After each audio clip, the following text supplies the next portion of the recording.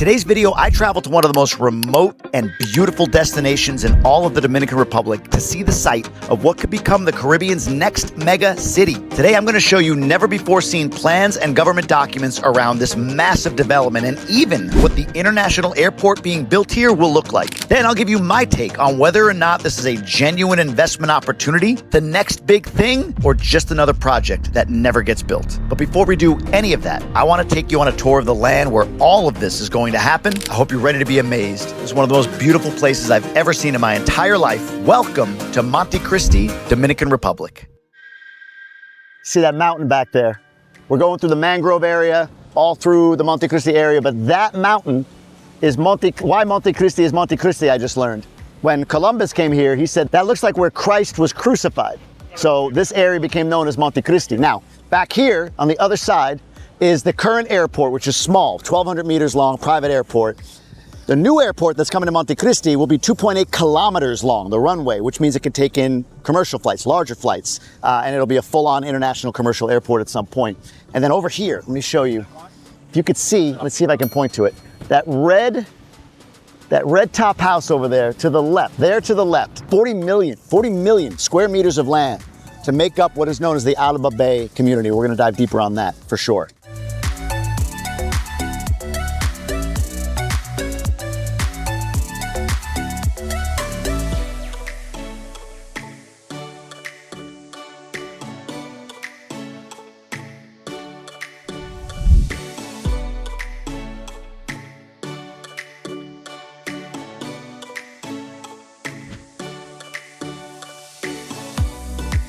Having a feast on board here. You got that, some pica pollo. Gracias, gracias.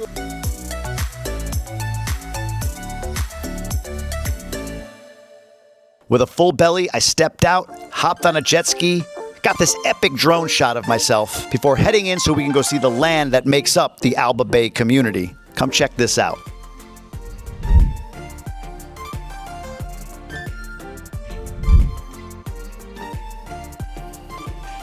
Boat's done. We're gonna go check out something else next, maybe get on the land for Alba Bay. So looking forward to that, and we're gonna see what that's all about. And then later, I don't know, I'm just along for the ride. We're gonna see what happens, so come with me.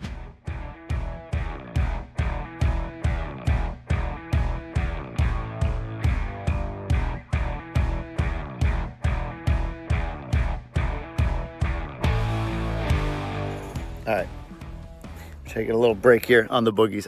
The audio is not going to be as good as the regular video because we couldn't bring mics out here because look at this complete and total mess. But this whole thing, I mean, we're standing in just an expanse of land that will become eventually Alba Bay. There's like these roads and paths going through here. See the mountain up over there, and over there is the Monte Cristi hill itself or mountain itself. It's a big piece of land, huh? So we're gonna keep on rolling through and see what else we see inside of this, but 40 million square meters of land. That's a lot. So back here, the plan is for villas, condos, whatever, to be built so that you can see that. That's not too far. That's probably, I don't know, 100 meters, 200 meters from where I am right now to the edge of that mountain. So pretty cool.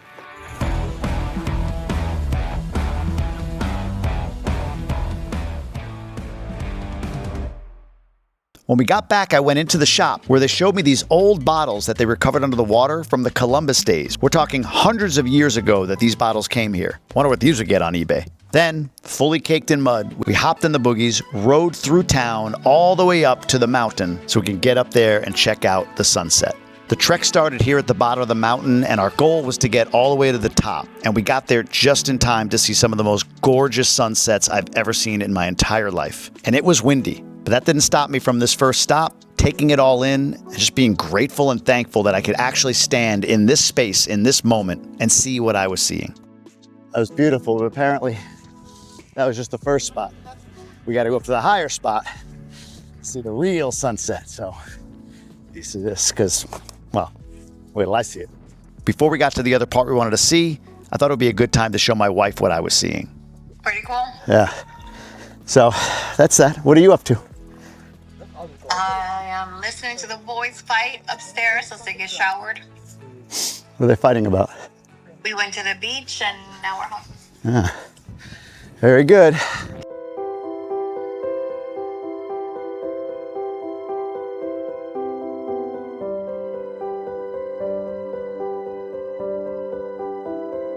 Anybody ever doubted there's a higher power, a creator? I mean, look at that. Look at that. Incredible.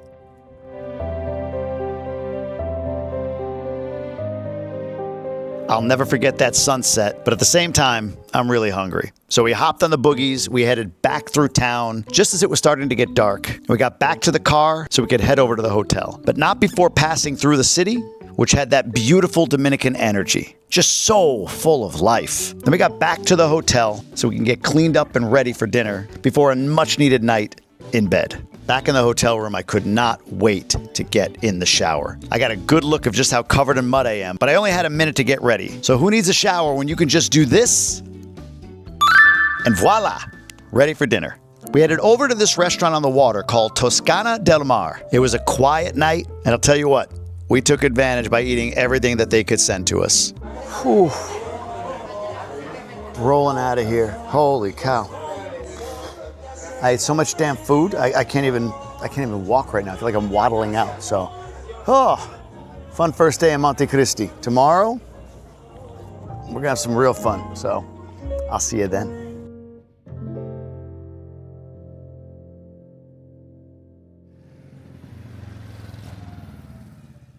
We're hitting the 7 keys, the 7 Cayos, the Cayos Siete de Romanos today, which I've never heard of. What is it? He hit his head last night, don't worry, he'll be okay. But we're gonna go hit these places. I've never heard of these before. And in fact, what I understand is most Dominicans have never heard of these keys, like local Dominicans. There's Gran Grosier, there's Cayo Arena, those are well known. These 7 though, not so much. And when you think about the development and growth of this area, I think the 7 keys and the tour for 7 keys, as that becomes publicized, it becomes a boom for tourism in this area, especially after an airport can bring you here an hour from Miami. Let's go take a look. Today we're going to be able to see 4 of the 7 keys, and we zipped by a couple of them on our way to the first one we were trying to get to. Let's go take a look. So at this first key, you can see all the birds back here. The view is insane. In fact, over there, I'll show you.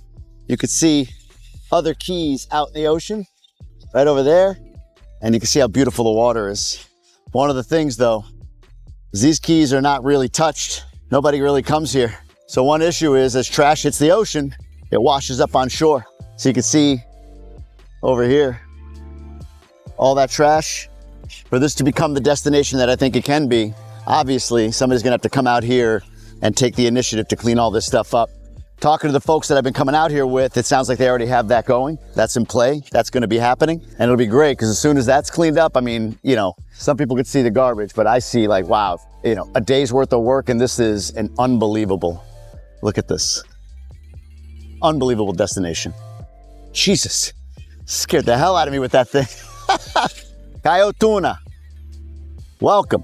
What was awesome as well at this first key was all of these birds. Apparently this is right around the time of nesting, and we saw dozens, hundreds of birds, black and white in color, and we found eggs and everything else in the green part of this first key. And then let me get you through the next few. We hopped back on the boat. We headed over to our second key, which is called Cayo Tortuga, apparently named after a shell conch when you blow in it, that sound.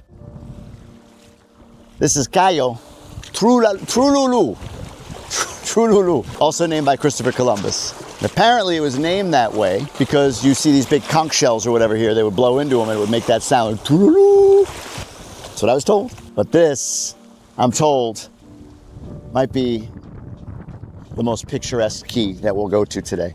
And you can see over there, I mean, you gotta ignore some of the debris on the ocean, but this one has like a nice palm tree. It's got some bigger trees, and somebody built a little thing here, a little hut.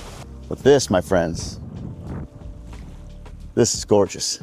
Then over to key number 3. Something I learned interesting about these keys, all 7 of them were named by Christopher Columbus. And this one, Cayo Mututo, apparently they think might have been named that because there might have been conflict here and somebody or somebodies died on this key right here. So interesting name, interesting fact, but these keys were named 500 years ago by Columbus himself. Fascinating. We're gonna hop back on that boat. Key number 3.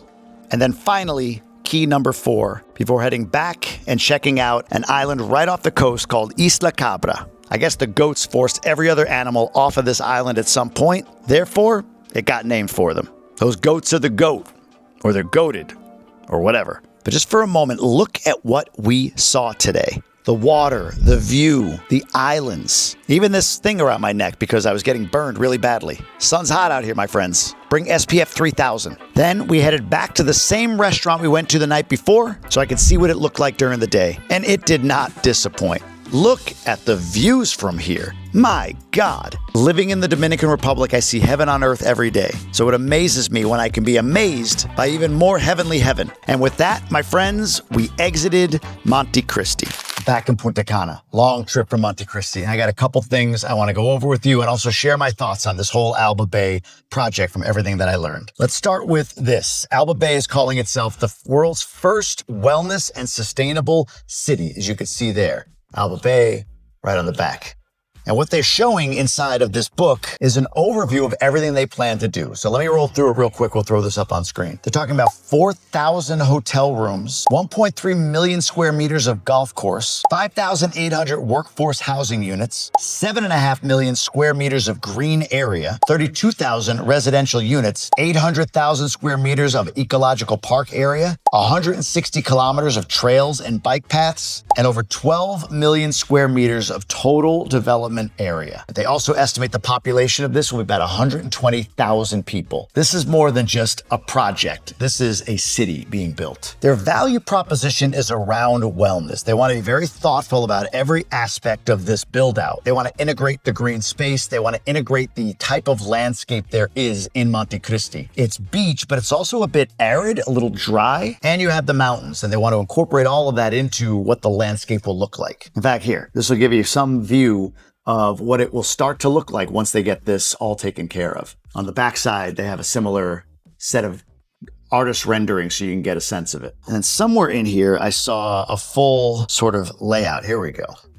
This is Alba Bay's master plan. So you can get a sense of the size and scope of this entire city that they're building. Then it goes further into different neighborhoods like the Lagoons and Wellness Hills, Alba Hills, the Town Center and Retirement Hills, the townhouses, and then they have a digital nomad education and recreational zone that they want to build here as well. But maybe most interesting, golf.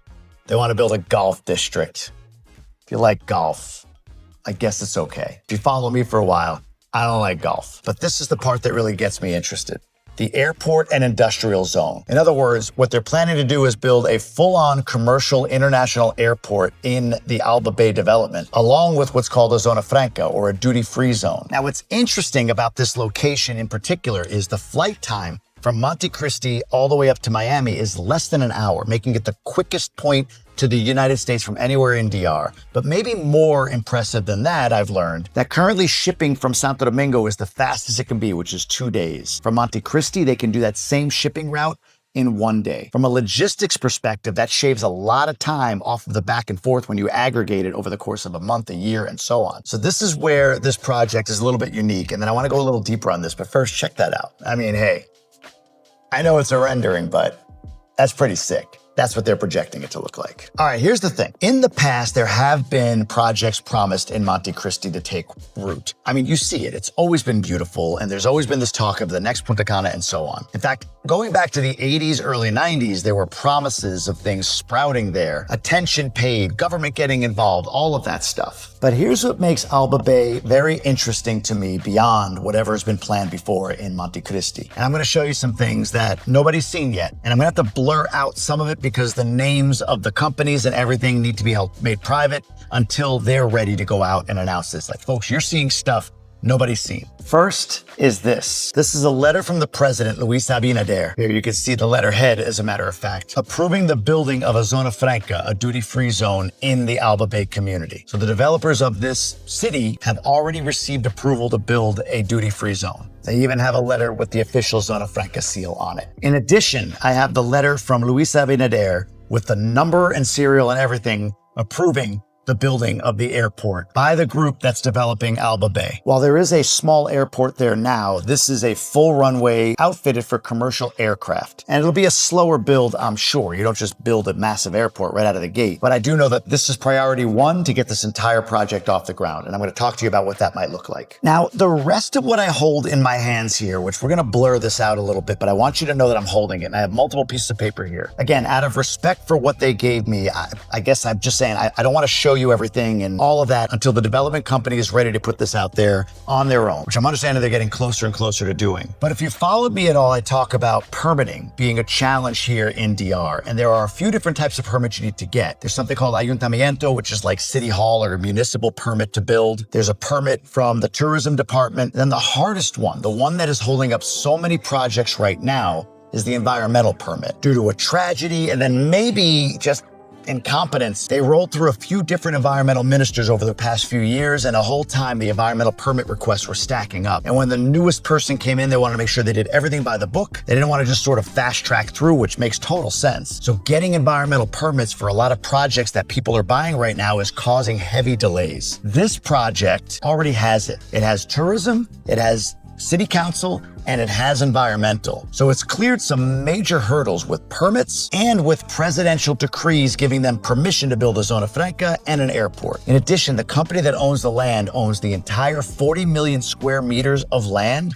outright. And something I could appreciate about them is they've been going after this land for the last decade and a half. In fact, I have a list of parcels here that have all had to be put together in order to build out what makes the land and the barrier or the borders of the land today. That part of the country doesn't have a deep history of titles, deeds, and all of that stuff. So when they bought parcels of land, often somebody else would try to make claim to that land. Say they buy it from one guy, and then this one guy's 3 or 4 half-brothers from a different mother came through and said, wait a minute, he sold the land to you, Alba Bay developers, but we didn't get our part. And the developers of Alba Bay had to go through and fight court battle after court battle, winning most, losing some, but in the end, they've got title to this land. What that means to me is this project is completely de-risked from a legal perspective. It has the permits, there's no debt on the land, and it has approval for some major infrastructure projects that can draw people to that area, or maybe more importantly, give people in that area opportunities and jobs. Now, something else that's really interesting about this project is because where it's located in a border territory, meaning near the border of Haiti, there is a law, I believe it's 12-21, and if I'm wrong on that, somebody can correct me, but that law gives the developer some insane tax incentives and tax deferments, further de-risking the purchase for them. Now, unlike projects in DR like Confitor or programs like Confitor, where you can buy it as the buyer of the land and get this tax benefit,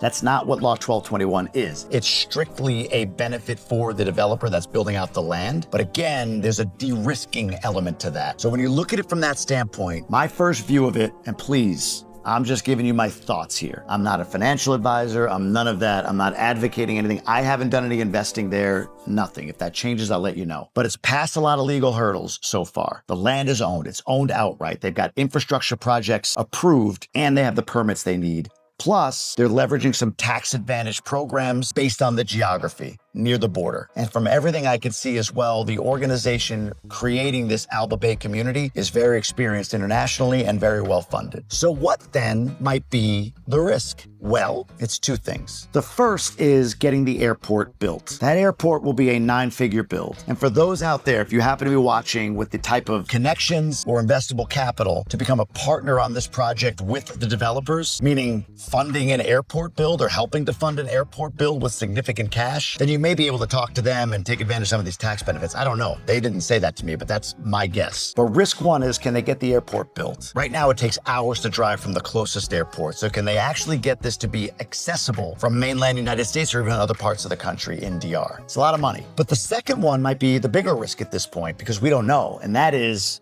there any demand for tourism here? Look, you're talking about thousands, tens of thousands of units of real estate that are going to sell if this project gets to where it wants to get to. The proximity is an easy sell. The landscape is beautiful. The Cayo Siete Hermanos has a ton of potential to become an amazing tourist attraction. I even said it'd be cool if they cleaned them up and you could do like a 7-key tour where there's like a food boat or a bar boat off the coast of each of these keys so that you're not disturbing the wildlife there. And you could do like 7 different types of goat because that area is so well known for it. Who knows? Lots of fun potential there for tourism. But do people want to live there? Do they want to patronize that area? Is the price good enough for them to want to buy and own and build there? I don't know. The other part is it's right by Haiti. For some Americans, Canadians, that just might seem like, oh, that's crazy, even though where it is nowhere near where the chaos of Haiti is. And I'll be honest, when we were out on the Seven Keys, you could see the mountains of Haiti very close. In fact, if you were to draw a line from the border, we were probably over it. It didn't feel like I was in some danger or peril out in that area. Not being in town, not anything. But that is a risk, and it's something people need to consider. Now look, when I do a video like this, many people are saying, hey, I have interest here, and that's cool. So what I'll do is I'll build a wait list down below. There'll be a link for you to get on a wait list if you're interested in doing anything with Alba Bay, whether it's being a institutional investor for the airport or Zona Franca projects, or buying land or housing or whatever it is in this community. For me, I get to get some visibility into how much interest is there out there. And I can be a portal to visibility for Alba Bay, but I want to be really clear. I'm not paid by them. I wasn't paid by them. I've taken no deal with them. That changes. I'll be the first one to say it. I've always been transparent with you, and I always will be. Trust in my brand is way more valuable than some commission. So honestly, I'm gathering this to support and help them as developers in country, to give you an access to this, since this is kind of a first shot at it, a first look at it. And I'll be honest, I'm kind of curious what kind of interest there is, truly. So I'll leave that form below so you can fill that out. Now here's what I think. I think there will be enough interest for this to get off the ground. I think this group seems to be well-funded enough to be able to get this airport project done. And when that's done, I think that will generate a lot more interest because people will see that it's real. But what I would say is, if you look at Punta Cana being a 40, 50-year project before it's hit its stride, if we're talking next Punta Cana for Montecristi, we're decades away from that. So for me, when I think about this project, when I think about potentially buying land there, which I know is in many minds watching this right now, here's what I think. If I've got some capital that I want to get exposure and I want to get in at the very lowest price, knowing that we don't know what the future holds, that it could go to zero, knowing that there's a very long way to go and there's always the risk that it doesn't get off the ground, then it's worth it. But if this is capital you're relying upon, if it's money you need to see a return on, I think there's a day in the future as you see things progress where that money can get exposed. But I know for me, that wouldn't be the money I would put into this right now. My thought is I would grab a plot of land. I did the same in Miches, and then I'm gonna see what happens. And I'm gonna do that with money that I could afford to lose. Don't wanna lose, but could afford to lose, simply because it's very early stage. Again, I'm not giving you that advice. I'm not an advisor. I'm not a real estate expert. Just telling you what I think, what I see. I want to thank the folks of Alba Bay. They left me a really nice letter. They put these 2 coconuts in my room with the Alba Bay logo on it, and they were so generous bringing me out there to take a look around. I'm excited to have this documentation so I have a sense of what's what, and I'm looking forward to continuing to explore that area, and I'll update you as I do with anything I learn, anything I know, good, bad, or otherwise. But I wanted to bring this all to you. I wanted to show you what Montecristi looks like and what the potential is out there. And now I'm losing my voice because it's been a really long day. Another area of the country that's got a lot of potential, maybe it's a little bit further along right now, is Miches. And I did this video here giving a full tour of that area, including the land that I purchased there. So if you want a little bit more on opportunities in DR, tap that video. I'll see you on the next one.